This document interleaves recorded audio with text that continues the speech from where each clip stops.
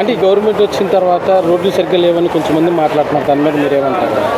Sir, గత 5 సంవత్సరాల్లో మేము ఆటో రిపేర్లు పెట్టి అతను ఇచ్చిన దానికన్నా ఆటో రిపేర్లకు పెట్టింది చాలా ఎక్కువ అండి.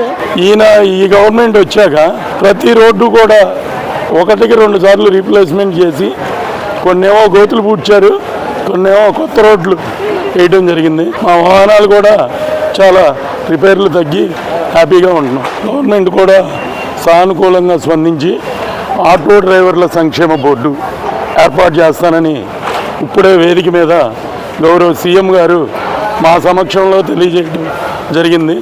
అది మాకు చాలా ఆనందదాయకంగా ఉంది. డ్రైవర్ల సంక్షేమ బోర్డు పెడతానని ఎలక్షన్లో హామీ ఇచ్చారు.